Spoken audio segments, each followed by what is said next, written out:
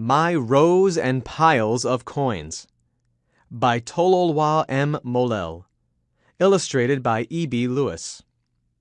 Genre: realistic fiction is a story that could really happen. Has anything like this ever happened to you?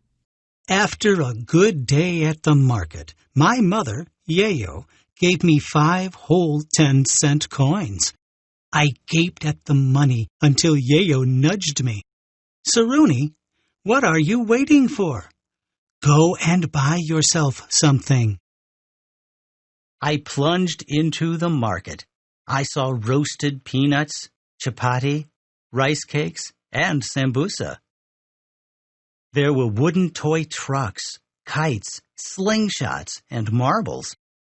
My heart beat excitedly. I wanted to buy everything, but I clutched my coins tightly in my pocket. At the edge of the market, I stopped. In a neat, sparkling row stood several big new bicycles. One of them was decorated all over with red and blue. That's what I would buy. For some time now, Murete, my father, had been teaching me to ride his big, heavy bicycle. If only I had a bicycle of my own. A gruff voice startled me. "What are you looking for, little boy?" I turned and bumped into a tall, skinny man who laughed at my confusion. Embarrassed, I hurried back to Yayo. That night, I dropped 5 10-cent coins into my secret money box. It held other 10-cent coins Yayo had given me for helping with market work on Saturdays. By the dim light of a lantern, I feasted my eyes on the money. I couldn't believe it was all mine. I emptied the box, arranged all the coins in piles and the piles in rows. Then I counted the coins and thought about the bicycle I longed to buy. Every day after school, when I wasn't helping Yayo to prepare supper, I asked Murete if I could ride his bicycle. He held the bicycle steady while I rode around, my toes barely touching the pedals. Whenever Murete let go, I wobbled, fell off, or crashed into things and among coffee trees. Other children from the neighborhood had a good laugh watching me. Go on, laugh, I thought, sore but determined. Soon I would be like a cheetah on wheels, racing on errands with my very own bicycle. Saturday after Saturday, we took goods to market, piled high on Yayo's head and on my squeaky old wooden wheelbarrow. We sold dried beans and maize, pumpkins, spinach, bananas, firewood, and eggs. My money box grew heavier. I emptied the box, arranged the coins in piles and the piles in rows. Then I counted the coins and thought about the blue and red bicycle. After several more lessons, Murete let me ride on my own while he shouted instructions. "Eyes up! Arms straight! Keep pedaling! Slow down!" I enjoyed the breeze on my face, the pedals turning smoothly under my feet, and, most of all, Yayo's proud smile as she watched me ride. How surprised she would be to see my new bicycle, and how grateful she would be when I used it to help her on market days. The heavy March rains came. The ground became so muddy, nobody went to market. Instead, I helped Yayo with house chores. When it wasn't raining, I helped Murete on the coffee farm. We pruned the coffee trees and put fallen leaves and twigs around the coffee stems. Whenever I could, I practiced riding Murete's bicycle. It stopped raining in June. Not long after, school closed.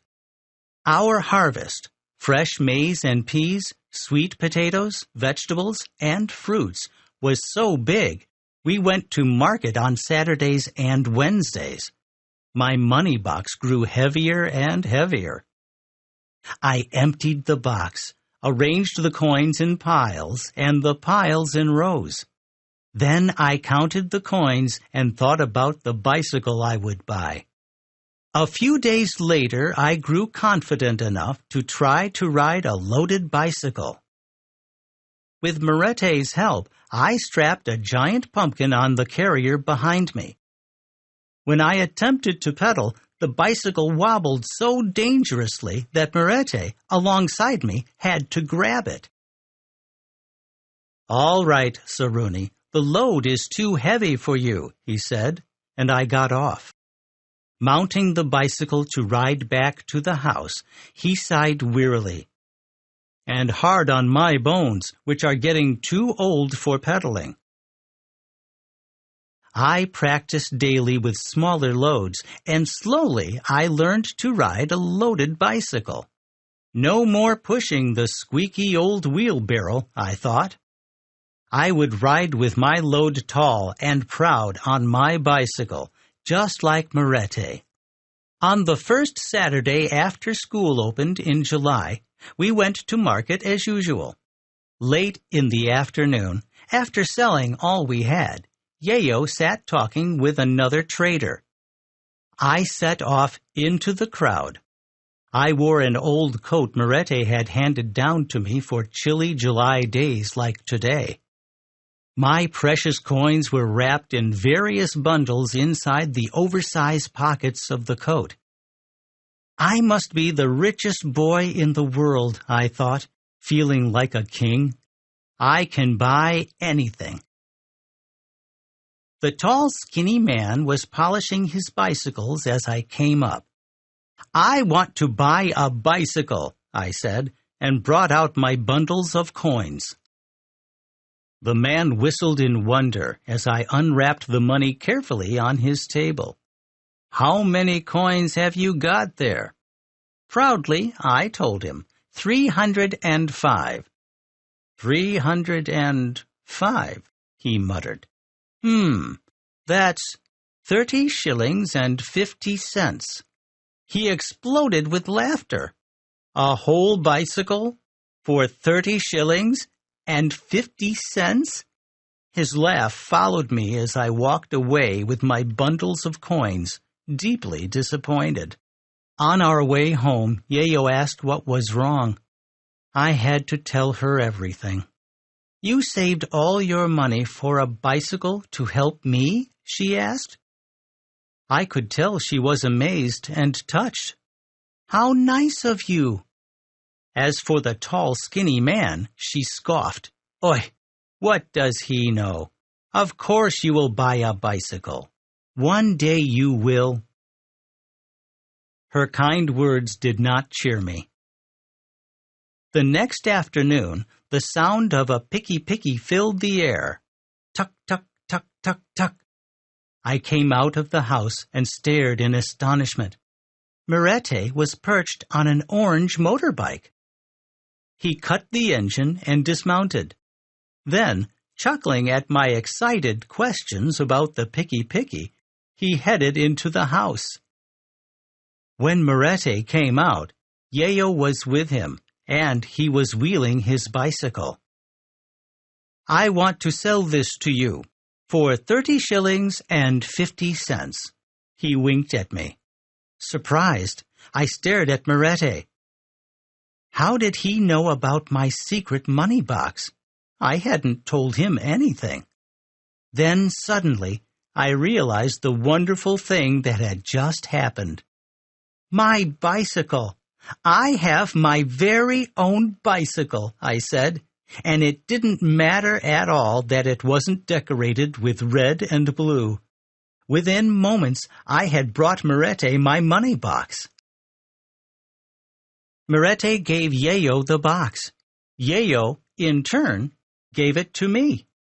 Puzzled, I looked from Yayo to Morette and to Yayo again. "You're giving it back to me?" Yayo smiled. "It's a reward for all your help to us." "Thank you. Thank you," I cried gleefully. The next Saturday, my load sat tall and proud on my bicycle, which I walked importantly to market. I wasn't riding it because Yayo could never have kept up. Looking over at Yayo, I wished she didn't have to carry such a big load on her head. If only I had a cart to pull behind my bicycle, I thought, I could lighten her load. That night, I emptied the box, arranged all the coins in piles, and the piles in rows. Then I counted the coins and thought about the cart I would buy.